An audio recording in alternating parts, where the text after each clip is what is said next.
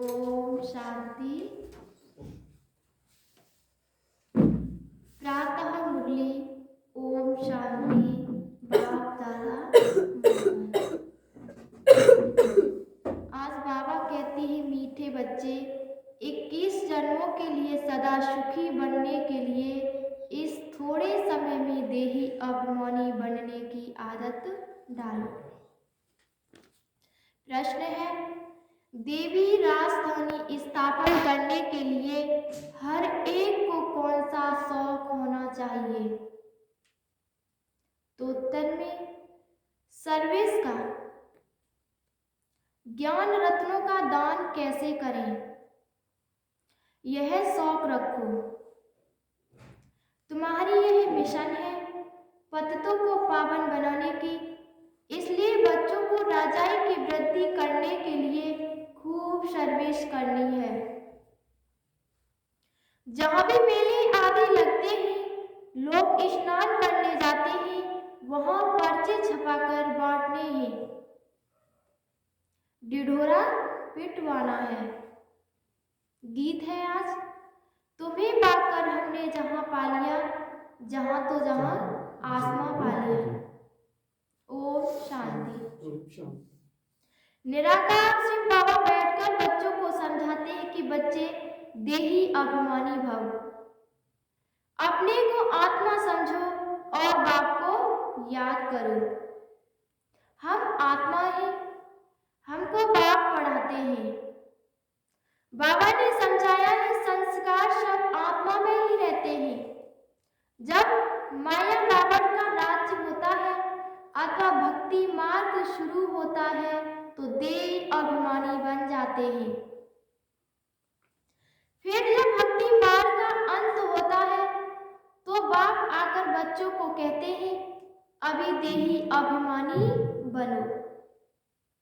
तुमने जो जब तक दान पुण्य आदि किए हैं उनसे कुछ भी फायदा नहीं मिला।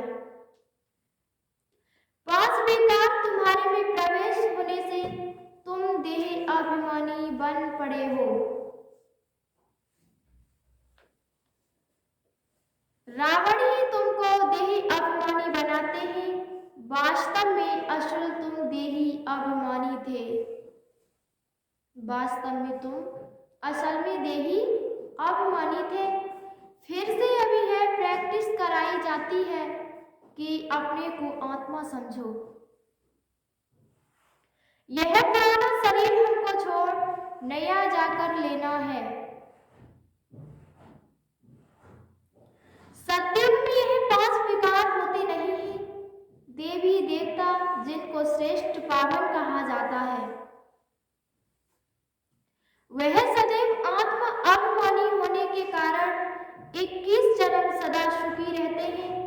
फिर जब रावण राज्य होता है तो तुम बदलकर देह अभिमानी बन जाते हो। कैसे बन जाते हो? देही अभिमानी। इसको सोल कॉन्शियस और उनको बॉडी कॉन्शियस कहा जाता है। निराकारी दुनिया में तो बॉडी कॉन्शियस और सोल कॉन्शियस का प्रश्न ही नहीं उठता। वह तो है ही साइलेंस वर्ड। यह संस्कार इस संगम युग पर ही होते हैं। तुम देही अभिमानी से देही अभिमानी बनाया जाता है। सत्युग में तुम देही अभिमानी होने के कारण दुख नहीं उठाते हो,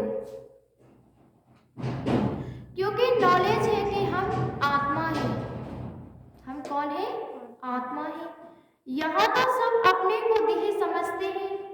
बाप आकर समझाते हैं, बच्चे अभी देही अभिमानी बनो तो विकर्म विनाश होंगे। फिर तुम विक्रमाजीत बन जाते हो। शरीर भी है, राज भी करते हो तो आत्मा अभिमानी हो। यह जो तुमको शिक्षा मिलती है इससे तुम आत्मा अभिमानी बन जाते हो। सदैव सुखी रहते हो। सोल कॉन्शियस होने से ही तुम्हारे विकर्म विनाश होते हैं। इसलिए बाबा समझाते हैं, मुझे याद करते रहो विकर्म विनाश होंगे। यह गंगा स्नान जाकर करते हैं, परंतु वह कोई पतित पावनी तो है नहीं, न योग अग्नि है जिससे विकर्म भस्म हो। ऐसे ऐसे मौके पर तुम बच्चों को सर्विस करने का चांस मिलता है, जैसे समय वैसी सर्विस।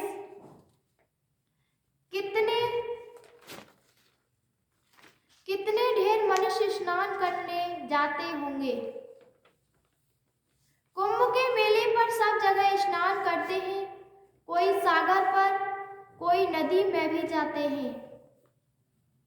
तो सबको बांटने के लिए कितने पर्चे छपाने पड़े।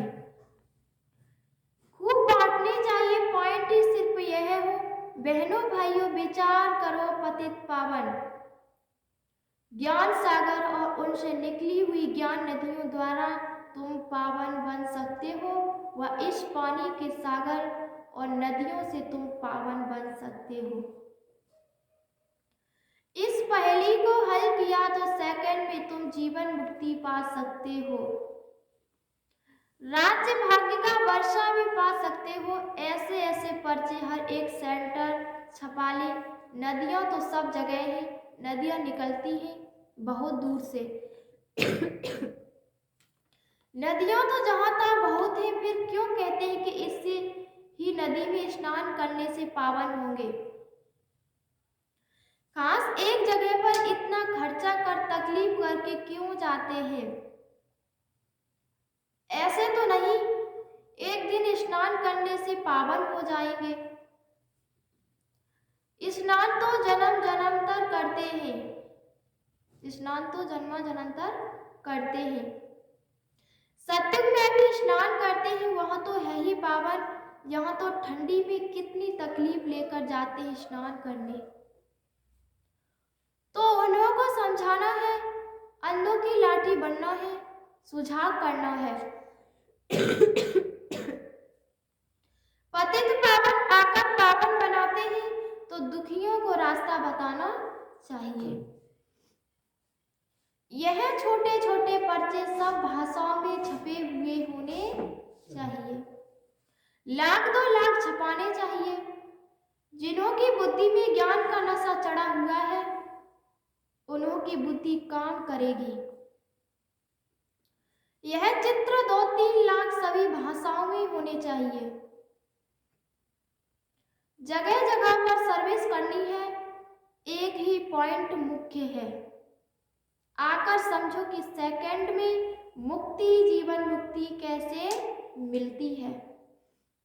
मुख्य सेंटर्स की एड्रेस डाल दो, मुख्य सेंटर्स की एड्रेस डाल दो कि पढ़े हुआ न पढ़े तो बच्चों को त्रिमूर्ति के चित्र पर समझाना चाहिए कि ब्रह्मा द्वारा स्थापना जरूर होनी है। दिन प्रतिदिन मनुष्य समझते जाएंगे कि बरोबर विनाश तो सामने खड़ा है। यह झगड़े आदि बढ़ते ही जाएंगे। मेकियन के ऊपर भी इतना झंझट चलता है, फिर नहीं तो मारामारी भी कर लेते हैं। विनाश तो सामने ही है।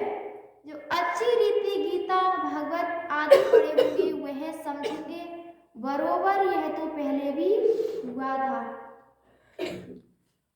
तो तुम बच्चों को अच्छी रीति समझाना चाहिए कि क्या पानी में स्नान करने से पति से पावन बनेंगे, व योग अग्नि से पावन बनेंगे मनुष्य। भगवान पास मुझे याद करने से ही तुम्हारे विकर्म विनाश होंगे। जहां जहां भी तुम्हारे सेंटर्स हैं, तो विशेष मौके पर ऐसे पर्चे निकालने चाहिए। मेले भी बहुत लगते हैं जिसमें ढेर मनुष्य जाते हैं, परंतु समझेंगे कोई मुश्किल ही। पर्चे बांटने के लिए भी बहुत चाहिए जो फिर समझा सके। ऐसे जगह खड़ा रहना चाहिए, यह है ज्ञान रत्न। सर्विस का वक्त साफ रखना चाहिए। स्थापन करते हैं ना, यह है ही मनुष्य को देवता अथवा पतित को पावन बनाने की मिशन। यह भी तुम लिख सकते हो कि बाप ने समझाया है मन मना भव। पतित पावन बेहद के बाप को याद करो तो विकर्म विनाश हो जाएंगे। यात्रा की पॉइंट भी तुम बच्चों को बार बार समझाई जाती है, बाप को बार बार याद करो। सिमर सिमर सुख पाओ, कलह क्लेश मिटे सब तन के, अर्थात तुम एवर हेल्दी बन जाएंगे। बाप ने मंत्र दिया है कि मुझे सिमरो अर्थात याद करो। ऐसे नहीं कि शिव से बैठ सिमरो, शिव के भगत ऐसे शिव शिव कह माला जपते हैं। वास्तव में है रुद्रमाला शिव और शालिग्राम, ऊपर में है शिव, बाकी है छोटे छोटे दाने अर्थात आत्माएं। आत्मा इतनी छोटी बिंदी है, काले दानों की भी माला होती है। तो शिव की माला भी बनी हुई है। आत्मा को अपने बाप को याद करना है, बाकी मुख से शिव शिव बोलना नहीं है। शिव शिव कहने से फिर बुद्धि योग माला तर्क चला जाता है, अर्थ तो कोई समझते नहीं है। शिव शिव जपने से विकर्म थोड़ी ही विनाश होंगे। माला फेरने वालों के पास यह ज्ञान नहीं है कि विकर्म तब विनाश होते हैं जब संगम पर डायरेक्ट शिव बाबा आकर मंत्र देते हैं कि मामे कम याद करो। बाकी तो कोई कितना भी बैठ शिव शिव कहे, विकर्म विनाश नहीं होंगे। काशी में भी जाकर रहते हैं तो शिव काशी कहते रहते हैं, कहते हैं काशी में शिव का प्रभाव है। शिव के मंदिर तो बहुत आलीशान बने हुए हैं, यह है सब भक्ति मार्ग की सामग्री। तुम समझा सकते हो कि बेहद का बाप कहते हैं मेरे साथ योग लगाने से ही तुम पावन बनेंगे। बच्चों को सर्विस का शौक होना चाहिए। बाप कहते हैं मुझे पतितों को पावन बनाना है, तुम बच्चे भी पावन बनने की सर्विस करो।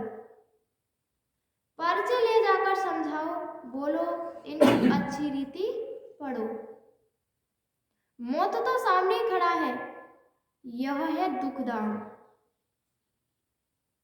अब ज्ञान स्नान एक ही बार करने से सेकंड में जीवन मुक्ति मिलती है। फिर नदियों में स्नान करने भटकने की क्या दरकार है। हमको सेकंड में जीवन मुक्ति मिलती है तब ढिढोरा पिटवाते हैं, नहीं तो कोई थोड़ी ऐसे पर्चे छपवा सकते हैं। बच्चों को सर्विस का बहुत शौक होना चाहिए। पहेलियां भी जो बनवाई हैं वह सर्विस के लिए हैं। बहुत ही जिनको सर्विस का शौक नहीं है, ध्यान में ही नहीं आता कि कैसे सर्विस करें। इसमें बड़ी अच्छी चमत्कारी बुद्धि चाहिए। जिनके पैरों में देह अभिमान की कड़ियां जंजीरें पड़ी हैं तो देही अभिमानी बन नहीं सकते।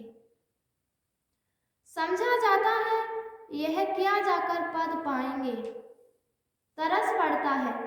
सब सेंटर्स में देखा जाता है कौन कौन पुरुषार्थ में तीखे जा रहे हैं।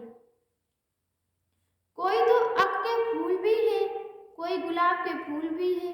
हम फलाने फूल हैं। हम बाबा की सर्विस नहीं करते तो समझना चाहिए हम अक के फूल जाकर बनेंगे। बाप तो बहुत अच्छी रीति समझा रहे हैं, तुम हीरे जैसा बनने का पुरुषार्थ कर रहे हो। कोई तो सच्चा हीरा है, कोई काली सुझार भी है। हर एक को अपना ख्याल करना चाहिए। हमको हीरे जैसा बनना है, अपने से पूछना है, हम हीरे जैसा बने। अच्छा मीठे मीठे शकील थे बच्चों, प्रतिमात पिता बाप दादा को याद प्यार और गुड मॉर्निंग। रूहानी बाप की रूहानी बच्चों को नमस्ते। हम सभी रूहानी बच्चों की रूहानी मात पिता बाप दादा को याद प्यार और गुड मॉर्निंग। नमस्ते नमस्ते नमस्ते। धारणा के लिए मुख्य सार है। पहली पॉइंट है, देही अभिमान की कड़ियां जंजीर काट देही अभिमानी बनना है। सोल कॉन्शियस रहने का संस्कार डालना है। दूसरा पॉइंट है, सर्विस का बहुत शौक रखना है। बाप समान पतित से पावन बनाने की सेवा करनी है। सच्चा हीरा बनना है। वरदान है आज का, कर्म करते हुए न्यारी और प्यारी अवस्था में रहे। हल्केपन की अनुभूति करने वाले कर्मातीत भाव। कर्मातीत अर्थात प्यारा और प्यारा। कर्म किया और करने के बाद ऐसा अनुभव हो जैसे कुछ किया ही नहीं। कराने वाले ने करार दिया। ऐसी स्थिति का अनुभव करने से सदा हल्कापन रहेगा। कर्म करते तन का भी हल्कापन, मन की स्थिति में भी हल्कापन। जितना ही कार्य बढ़ता जाए उतना हल्कापन भी बढ़ता जाए। कर्म अपनी तरफ आकर्षित न करे। मालिक होकर कर्मेंद्रियों से कर्म कराना और संकल्प में भी हल्केपन का अनुभव करना, यही कर्मातीत बनना है। स्लोगन है, सर्व प्राप्तियों से सदा संपन्न रहो तो सदा हर्षित, सदा सुखी और खुश नसीब बन जाएंगे। ओम शांति।